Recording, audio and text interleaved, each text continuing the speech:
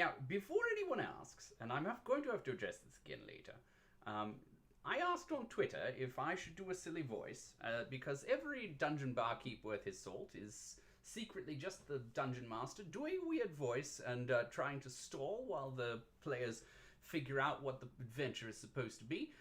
So I figured, why not do some silly voices? And there was it was equally split one way and the other, 50-50, which is feeling very timely. But one of you did make a request for a specific silly voice, this one. So hopefully this is going to brighten up at least one person's day, and it won't drive the rest of you completely insane by the end of it. So here's hoping. How is everyone doing today? Actually, don't answer that. Don't answer that. Tell me instead how you were doing a week ago. That's probably a bit more impressive and happy and full of things that we all want to talk about. In the meantime, there's drinking. You may have noticed I've found a new place to be. Look at this. Look at all the things. There are 7 million possible combinations for all the drinks that I've got.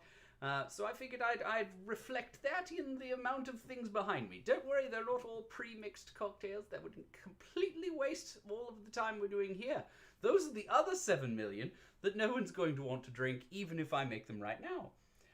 What particular voice is this? This is just a weird voice that I started doing, and I did it for a show called NPC, which was produced by Starlight Radio Dreams, and it was for the character of Trumbly. And I feel as though I'm probably not doing Trumbly himself particularly well, just because he had a very different manner of the words that he chose, and the writer who made that piece, Ben McCauley, is an absolute freaking genius. And so I shan't try necessarily to attempt to say that I'm speaking like Trumbly, but I will use the voice and vocal mannerisms that I did with Trumbly for the most part. So that's a long and roundabout way of saying that this is the voice I did for Trumbly in NPC, which is produced by Starlight Radio Dreams. Go out there and find it. It's fabulous. Let's see. Your stress-eating starburst. That does count. That does count indeed, yes. Gosh, we've got... voice is very soft. You can't hear me. That's strange. I'm all the way up here. Let's see if I can adjust this. Apologies for the noise this is going to make. There we are. And if I adjust this...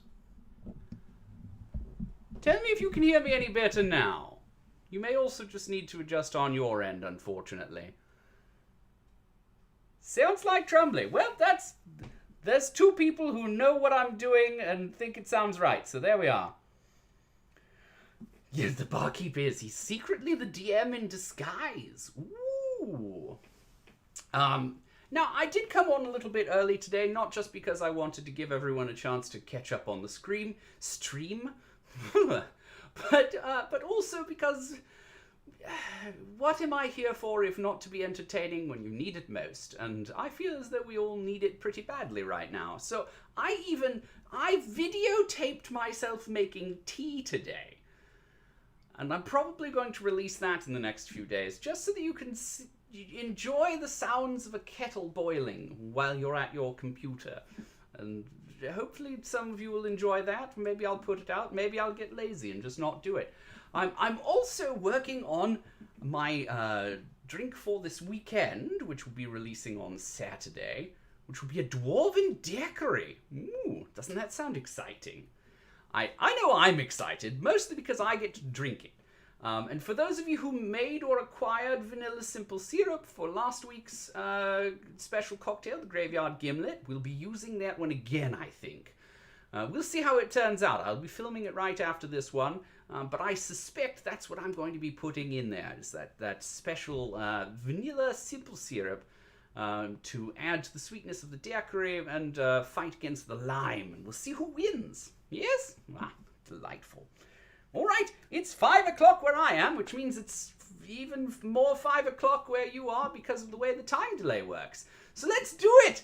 Welcome everyone to my bar. I'm the dungeon barkeep, Ansel Birch, the indecisionist, and I will be here to serve you a drink today. Now, I am no expert mixologist, but like any bartender on this side of the weird voice I'm doing, like any good bartender, I'm happy to make things up, and if you're as adventurous as you look, I think you are going to enjoy whatever it is I make. I will even taste it first, and I'll tell you how it is. How's that sound? Lovely. So, let's get started by picking a name. Now, I've got a list here of names that were suggested by my friends on Facebook, and I just couldn't choose which one to do, so I'm going to roll a D percentile, that's a D100 to start us off, and that will choose our name. So let's switch over to the dice cam. Everyone loves the dice cam, right? Camera B, there we are. Ooh, look at that. All right, so our D percentile chooses 13. Got a lot of low numbers this time. Astral Martini. Thank you, Duo Yang, for suggesting the Astral Martini. That's very exciting. Here's hoping we can do something that's sort of martini-ish. In hindsight, I should have saved that one out and done it separately, but here we are, too late. So, 13, excellent. So, now we're going to move on to what our liquor will be. The base liquor for this drink will be decided by a D20. I got a 13. Scotch. Thank you, Fate. Thank you. Let's see what unholy things I'm going to do to Scotch. But first, a bar term. A little moment to enjoy. In the event of a duplication, out of the 7 million, yes, I will re-roll, absolutely. Wouldn't want to do something twice. So, D12 for bar terms. So I'm going to roll my D12. And that's a 10. So for bar terms today, we're going to talk about muddling. This is a muddler. It's a tool used for muddling. That's all I've got. No, so you put whatever fruit you're going to put into your cocktail in the bottom of usually the tin or the glass, and you're going to smash it with this muddler to get it jammed up and then turned into sort of little bits and rind, and squeeze out all the juices and oils into the bottom of the glass or shaker, and that allows you to get a lot more flavor and juice out of whatever it is you're mixing. Cherries are a popular thing to muddle, or you can muddle your citruses. Muddle. I will attempt to use the muddler today if I can. We'll see if we get anything solid to muddle. How's that sound? A good old Scotch Martini. That's absolutely right. We're going to move on to mixers. Mixers are a D8. So we'll go back to the camera here. There's a 6 for us. And that means that we will have lime juice. Very exciting. And that means that we've got something to muddle. Fabulous. Excellent. Huzzah. I'm so pleased. Let's see. Now, D6 for... we've done a now a D6 for garnishes. So we'll switch back to camera B. There's our D6. That's a 4. And that means that I will be having hot sauce. Well, we've ruined it. I'm sorry, everyone. That could have been really good. Now it's going to be the sort of thing you watch someone drink on the internet to see how awful it is. Spoilers. Going to be pretty awful. Finally, a method. Let's see. Back to camera B. Here's our D4. That's a 3. And a 3 on the methods chart is boxed. So, I am going to start by boxing some scotch, hot sauce, and lime juice in a tin. And then I will pour it, and we'll see how it is. How's that sound? Good? Excellent. All right, so, ew, exactly. Yes, I think this is going to be quite disgusting. Oh, Nicole has hope. Nicole has hope that I will be surprised. I'm hoping. I will share that hope as much as I can. All right, so here we are. Here's our tins. All right, and I've got... How can I do this attractively? There we are. Lime, hot sauce, tins, and scotch. Off camera because they're not paying me to feature their label. So, we're going to start off with a generous 2-ounce pour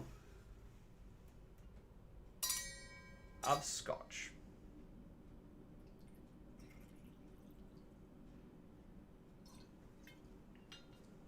Incidentally, I owe an apology to someone who a while ago went, "Gosh, those are really big glasses, shot glasses you have there." I finally tested it now that I have a jigger. Thank you to someone for buying that from my Amazon wish list. I tested it, and you're right. All of my shot glasses were 2-ounce shot glasses.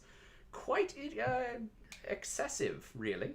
All right, so the hot sauce that I'm using today, just to be really extraneous and excessive, here we are. This is Reaper Squeezins.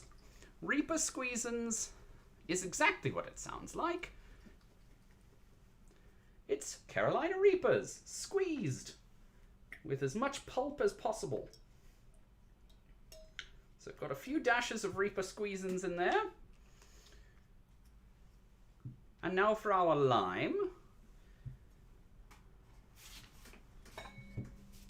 Mr. Fisher, who designed our graveyard gimlet, will be pleased to see that I'm using fresh lime for my lime juice today. And we are going to muddle this with the hot sauce in the bottom of the glass. So that should be extra interesting. Make sure we get all that reapery goodness in there.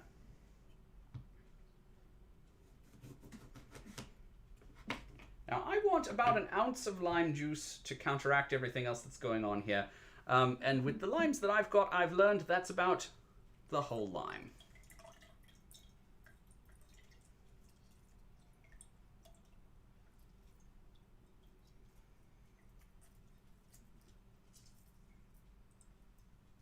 There we are. Cut myself off a round of lime to mix in there. As little rind as possible. And a bit more juice.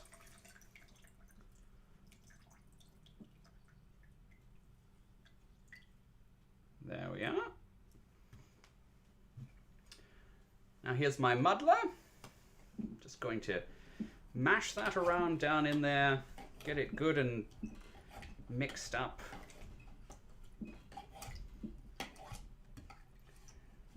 Can't really see it down in there, which is unfortunate, but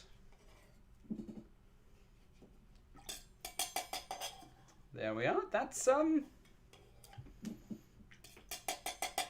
muddled hot sauce, lime, and scotch. I feel like I'm missing something, but I'm not. We'll see if it needs something. I have a feeling it will. 4d6 of cold damage. That's right, nerds. Oh, that's right. I'm not shaking this. I'm rolling it. Once. And twice. All right. So, now it's time to pour it into our glass here.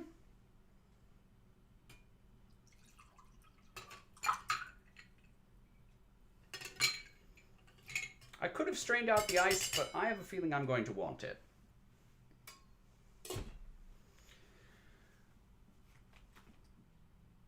All right. So, now for the moment of truth, friends.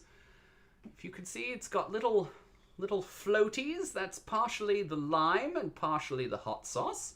Again, that hot sauce has quite a lot of pulp to it, so it does tend to lend its character throughout the drink. Which I'm undecided about how I feel about that today.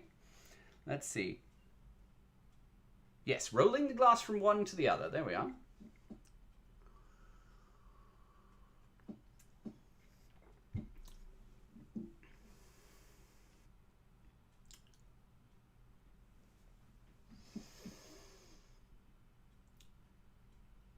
I dare say I like this.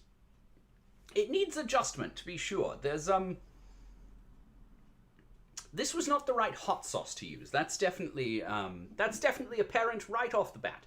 I think that if I had my choice, I would go with the Trinidad Scorpion Pepper hot sauce instead of the Reaper, just because it's going to give you a moment to enjoy the scotch and lime before coming in there and just punching you in the face, which is exactly what Carolina Reaper does in this sauce. It's not waiting. That Carolina Reaper wants to be at the front of every queue ever. But once you get past that, I think I would also go with 3/4 of a lime, or 3/4 of an ounce of lime. Less lime is what I'm saying. Less lime than what I did. Because the lime is also overpowering the flavor of the scotch. Now, it's worth mentioning that I'm using quite cheap scotch, so the flavor is going to get lost. That's just going to happen. But all told, this is close to being a desirable... Now, mind you, not for the weak of heart and very specific to the occasion kind of cocktail, but an acceptable cocktail that someone might want to drink. The smokiness of the scotch plays with the spice of the hot sauce, and the lime is there to maybe keep them apart like a bouncer. I do need a bouncer at this place. I think this is actually a decent beverage. Let's see. One more drink just to be sure. All right. Let's see. Any other thoughts from you? You're all off to this side. That's why I have to keep looking off on this side. Fruit scotch martini. Yes, absolutely. Yes, not as bad as expected. Not as bad as expected at all.